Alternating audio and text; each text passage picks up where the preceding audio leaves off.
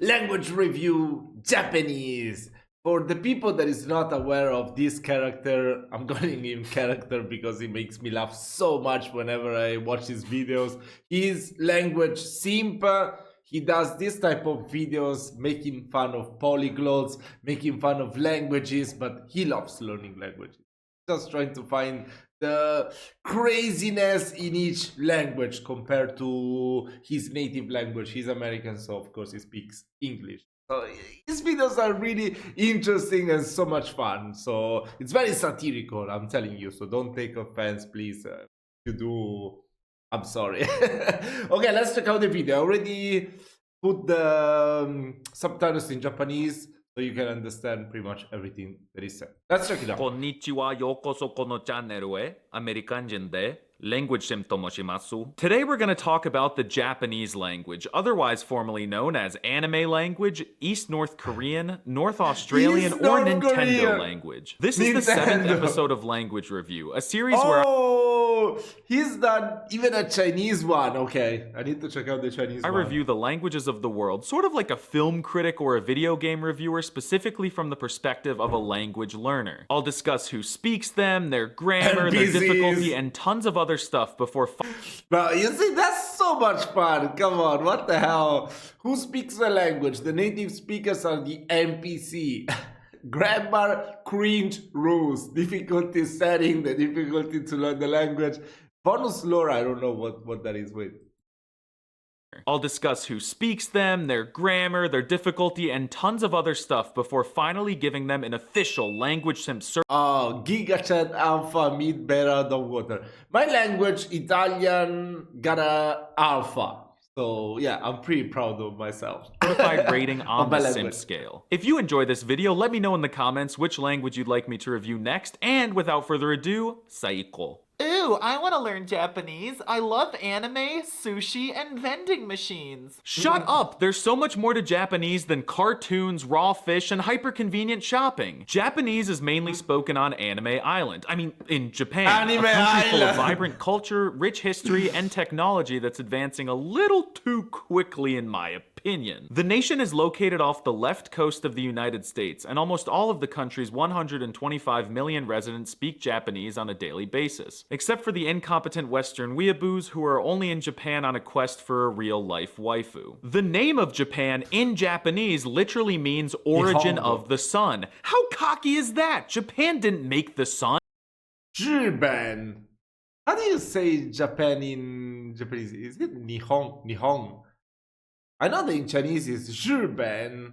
Like day is the character for day, and this is the character for Ben. That's like notebook. Literally means origin of the sun. How cocky is that? Japan didn't make the sun. Bangladesh made the sun. The vast majority of Japanese people do not speak American, thank God, so learning the language will unlock communication DLC with a ton of new NPCs. In addition to Anime Island, Japanese is also spoken by over 400,000 people living in Brazil. What? Japanese is spoken in Brazil? É muito legal, hermano. Where else is Japanese spoken? The states that are united? Wow, even we have 500,000 Japanese speakers. I hope there's no tragic history behind that, but given our track record. On top of that, it's estimated that about 4 million very normal people worldwide are studying the language right now. And by studying it, I mean that they're all fighting each other on Reddit about the best way to learn Japanese instead of actually studying it. The Japanese learning community seems pretty toxic from the outside. They're all super passionate and motivated, but they I would say even the English the Chinese learning community is pretty toxic. I used to be learning, I mean, I'm still learning Chinese, of course, but I see in the website that I'm subscribed to that most of the times people is like, I don't know, they're like boosting on how many characters they're learning every day. They're boosting on the quickness they do learn those characters. It's very toxic that, come on, learning a language is a marathon, it's not a competition.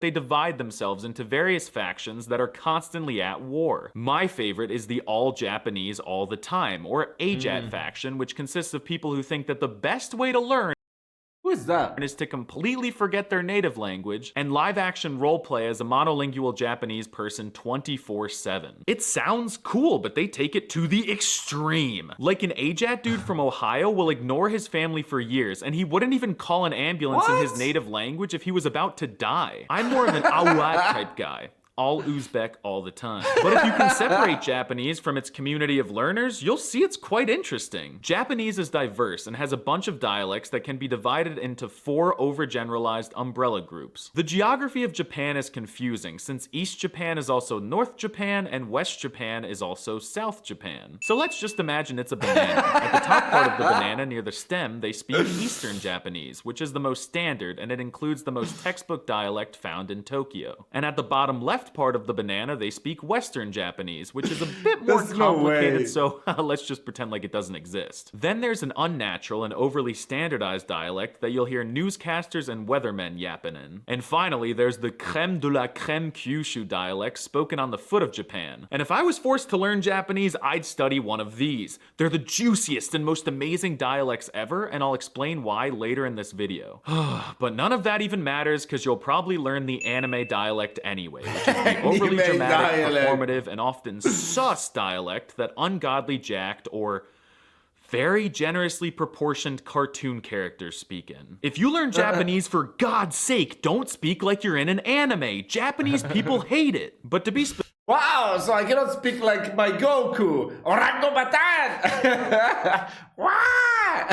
specific, there are 47 dialects of Japanese in total that have some pretty funny stereotypes attached to them. People from Osaka sound like they're from Alabama, while people from Hiroshima sound like they're in the mafia. People from Kyoto sound feminine and elegant, and people from Nagoya apparently sound like cats, so I guess they purr and meow from time to time, but who doesn't? I wish I was a cat. I mean, I'm hairy like a cat, and that's why I'm proud to say that this video is sponsored by Manscaped.com, the global brand for men's grooming and hygiene products. But wait, if you don't have a beard, don't skip this part. Manscaped products are great gifts for the bearded men and women in your life this holiday season. And right now, you can get 20% off plus free shipping when purchasing the Beard Hedger and the Handyman at manscaped.com/languagesimp and use code LanguageSimp. The Beard Hedger is an excellent trimmer with a titanium-coated stainless steel T-blade that delivers precise and clean cuts every time. I love it because it has 20 different length settings from 0.5 millimeters to 10 millimeters, controllable with a zoom wheel that gives you the flexibility to look like a pretentiously perfectly groomed Frenchman or a GigaChat American lumberjack depending on your taste. For a closer, smoother finish, the Handyman is an excellent choice. It's a compact face shaver with an advanced dual blade that will knock down up to 3 days worth of growth. It features skin-safe technology designed to help reduce nicks and cuts, and it's perfect for keeping my beard nice and shaped along the edges. Both of these tools are so much better than the more expensive beard trimmers I've used in the past, and they would make for great gifts this holiday season. Go to manscaped.com/languagesimp and use code LanguageSimp for 20% off plus free shipping when purchasing the Beard Hedger and the Handyman. Now it's time to talk about catgirls. I mean, the writing system. Most languages have what linguists call an alphabet.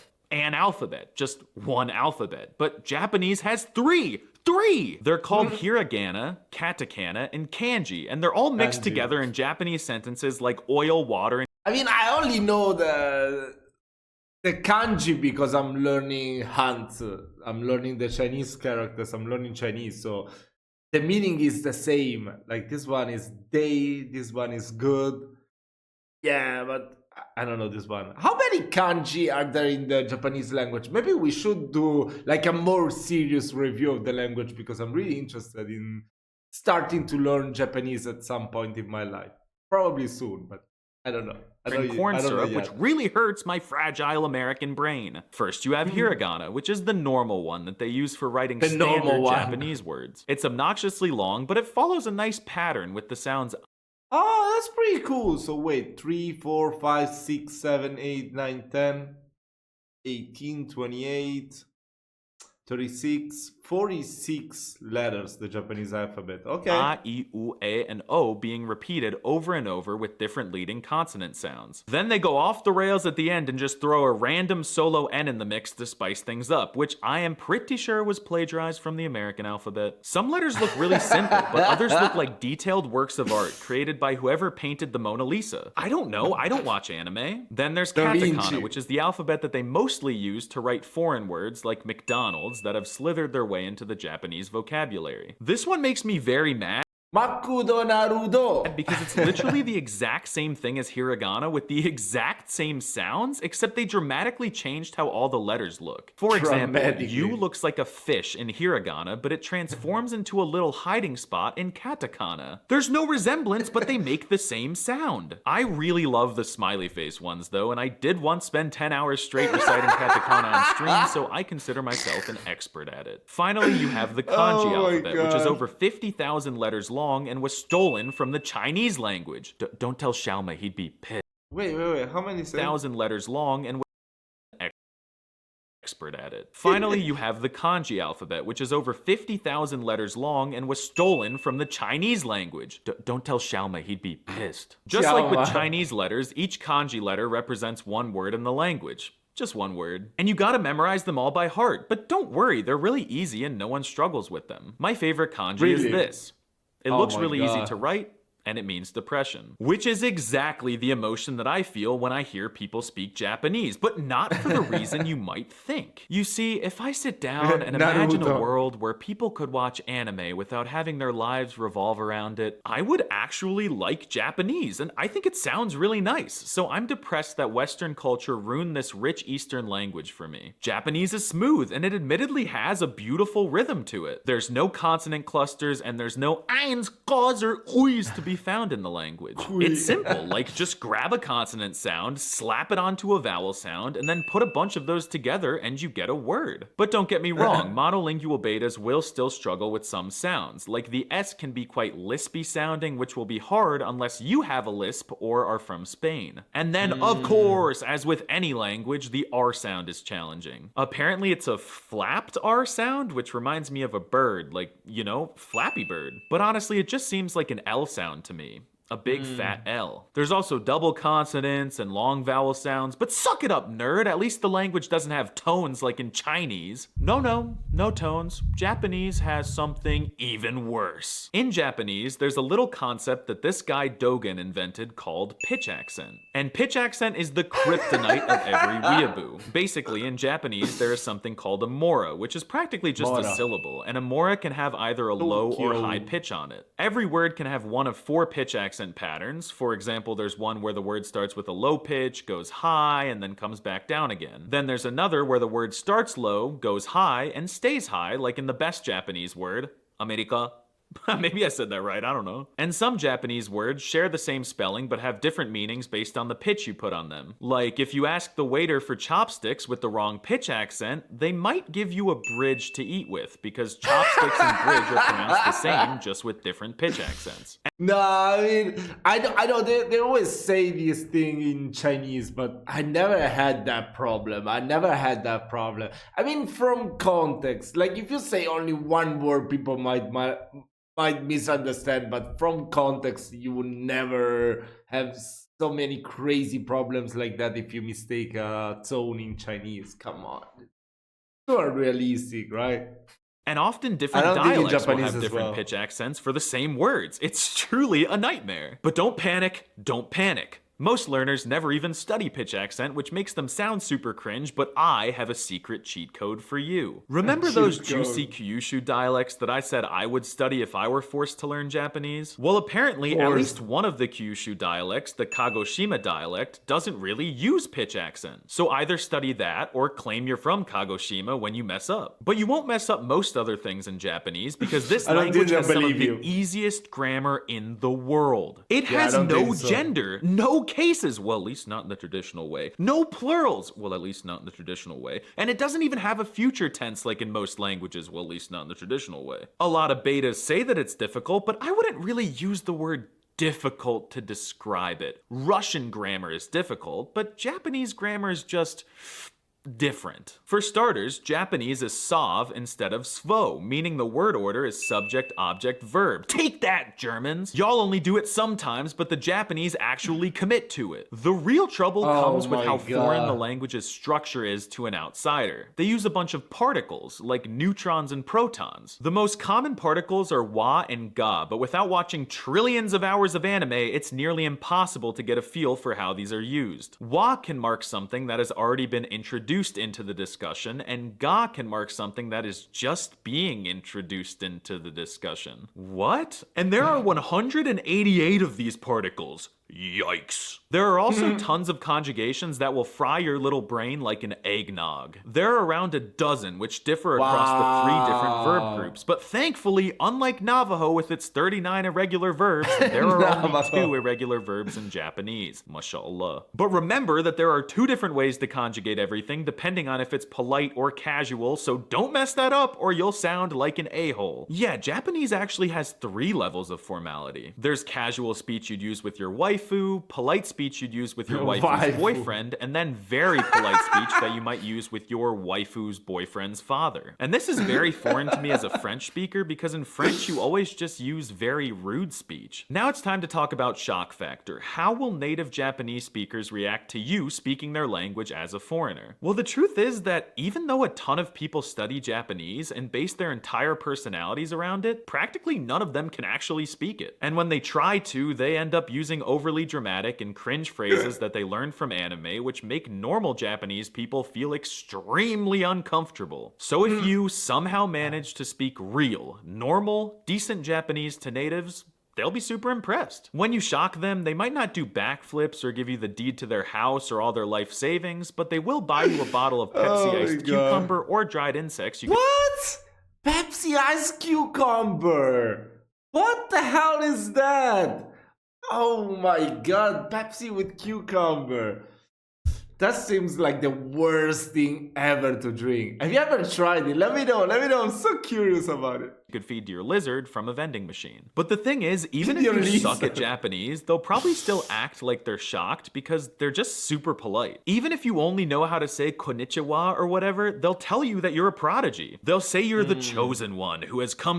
I feel like that's an Asian thing, right? Most Asian people, when you try to speak their language, they'll always be polite and really happy that you're trying to unravel the mystery of their language. So definitely don't fall into the trap of taking their kind words at face value. You actually suck. Just don't be weird, don't talk to people like you're in an anime, and resist the urge to buy body pillows. Trust me, I've been there, it gets better. Remember that anime is not real life, and uwu is not a real word. There's so much more I could say about this language, but I don't really want to say anything more about it. So it's time to give Japanese an official language simp certified rating on the simp scale. On a scale of dog water to Giga Chad, I place Japanese reluctantly in the dog water tier. What? It's really cool and interesting, and Japan is a beautiful place full of wonderful and kind people. The language sounds nice, and it seems like a really worthwhile thing to invest your time in. But sadly, degenerate Western culture ruined it for me. It ruined it for us all, and that sucks. If you enjoyed this video, consider supporting me on Patreon, where I make language learning tips and tricks videos, and give me a follow on Instagram and Twitter. Let me know which language I should review next in the comments, and I don't agree with him. I think Japanese is a very cool language, and at some point in my life I will definitely start to learn it. It might be very soon, you know? When I start to think about something, I'm always very impulsive and I want to do it right away. So probably I will start it very soon. This video really motivated me. Even if it showed all the difficulties that I might encounter, it's okay, it's fine, I don't care. Yeah, maybe we should check out next language review he did on Chinese language. It will be very fun. So thank you so much for watching this video. Share your thoughts in the comment section, and I will see you very soon.